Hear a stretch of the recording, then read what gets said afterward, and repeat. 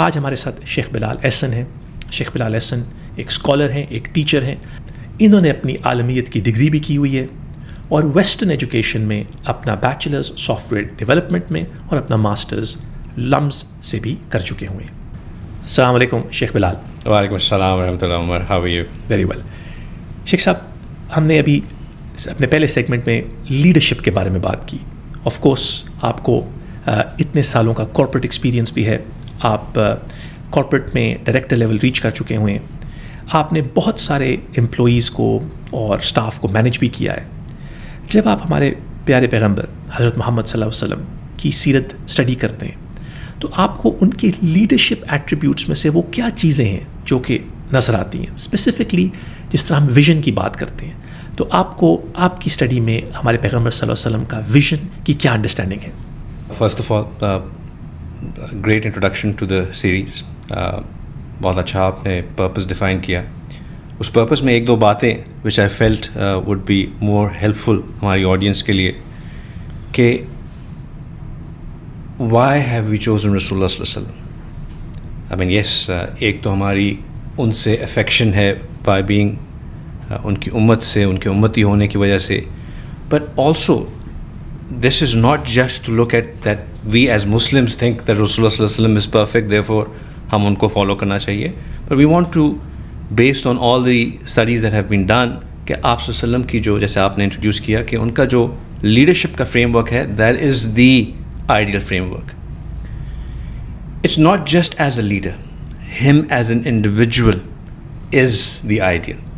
اور یہ بات اللہ سبحانہ تعالیٰ نے اس کو قرآن میں ری انفورس کیا.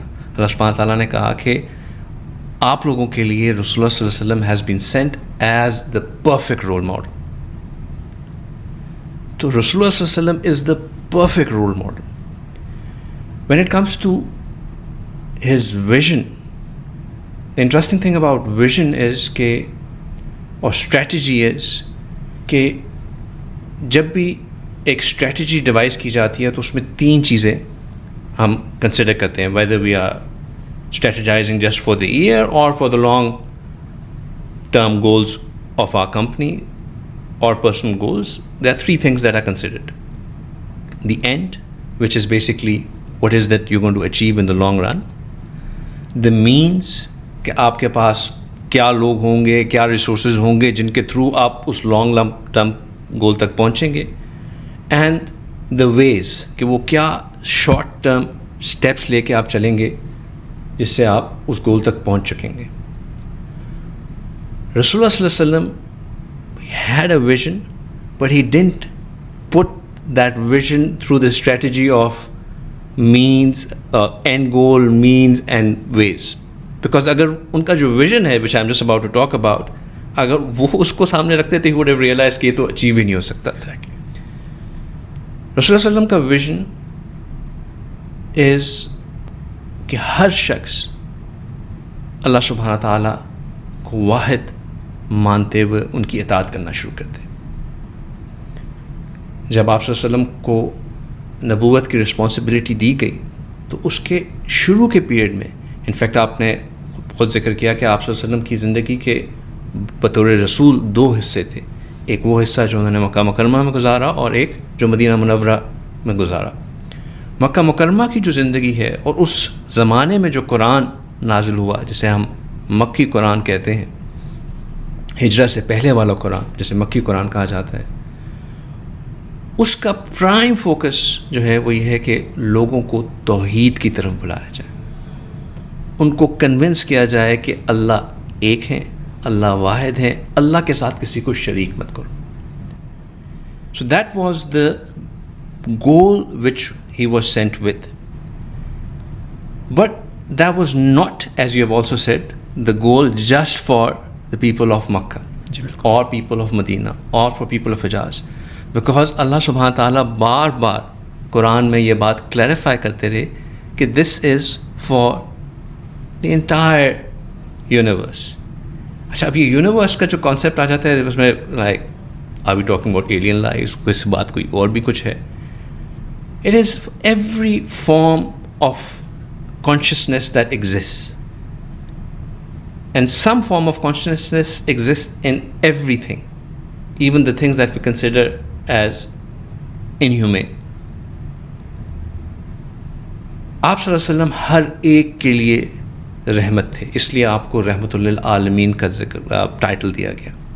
You were a mercy, a source of blessing for the humans, not just the believers but the non-believers, for everyone, not just for the Arabs or the tribe that he was belonging to, but every single human being, not just those who were there in his time, but for everyone to come from his time till the end of the world. SubhanAllah. He was a source of rahmat for the jinn, and inshallah in the series when we'll talk about how that is so. He was the source of rahmat for the animals. He was a source of rahmat for the plants and trees. He was a source of rahmat for every single being. That is why he was rahmatul lil alamin. And his vision of bringing that rahmat was to make everyone believe, those who have the consciousness, that believe in oneness of Allah. And if you do so, the ones who do not have consciousness will also start getting mercy, because then you would hold yourself accountable. So Rasulullah sallallahu alaihi wasallam, when he was entrusted with this vision, you know what he did? He didn't sit down and start developing a strategy.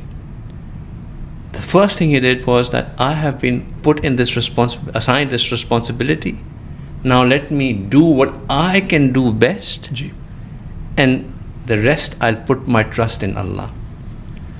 شیخ صاحب آپ نے بہت بہترین طریقے سے ends, means اور ویز کی بات کی اسٹریٹجی کو لے کے, اور آپ نے جس طرح کہ ہم نے پہلے سیگمنٹ میں ویژن کے بارے میں بات کی وہ بھی کلیریفائی کر دیا. تو اس میں کوئی شک نہیں ہے کہ اگر ایک ٹپکل اسٹریٹجک ماڈل کی طرح ہمارے پیغمبر بیٹھ کے اس کو اینڈز, مینز اور ویز کی طرح سوچتے تو نہ مینز تھے نہ کوئی اینڈز سمجھ آتے تھے, اور پیپل, پروسیس اور پروڈکٹ کا جو کانسیپٹ اسٹریٹجی میں دیا جاتا ہے کہ آپ کے پاس ایک اچھے پروجیکٹ کے لیے کچھ اچھے لوگ ہونے چاہیے, پیپل, کچھ اچھے پروسیسز ہونے چاہیے, اور پھر آپ کا پروڈکٹ یا سروس ایسی ہونی چاہیے کہ دوسروں سے بہتر ہو. مگر انہوں نے اپنے معاملات اللہ کی طرف کر دیے. کیا ہمیں اسی لیے شیخ صاحب نظر آتا ہے اتنی زیادہ ریزیلینس, اتنی زیادہ پرسسٹنس ہمارے پیغمبر کی زندگی میں؟ اب یہی یہاں پہ خوبصورتی ہے کہ انہوں نے اللہ پہ توکل تو کیا, but after what?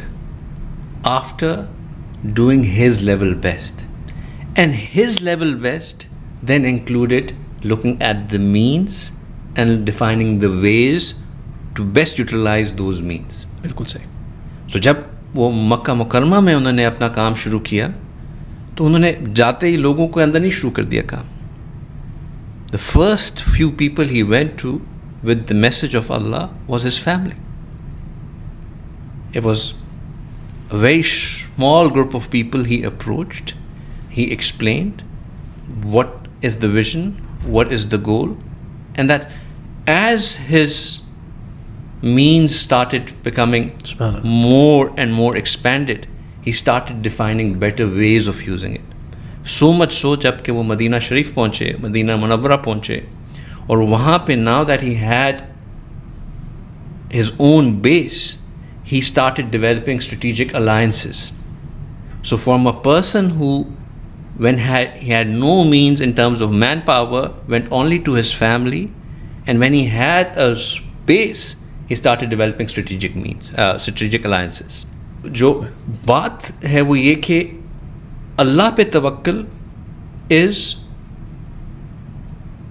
subject to you doing your own set of planning and your own set of strategic identification کہ آپ نے کس طرح ان کو کرنا ہے, and then leaving the means to Allah. Sheikh Bilal, us episode کے اندر تو ہم نے لیڈرشپ اور اسٹریٹجی میں ویژن کی امپورٹنس کے بارے میں بات کی اور ہمارے پیغمبر کی ویژن کو سمجھا.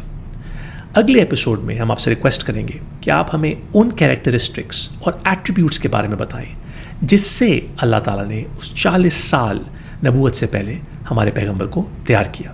اگلے ایپیسوڈ میں ہم انشاءاللہ ڈیپ ڈائیو جائیں گے into characteristics and attributes of the Prophet, اور انشاءاللہ اس پہ اسٹڈی کریں گے. السلام علیکم.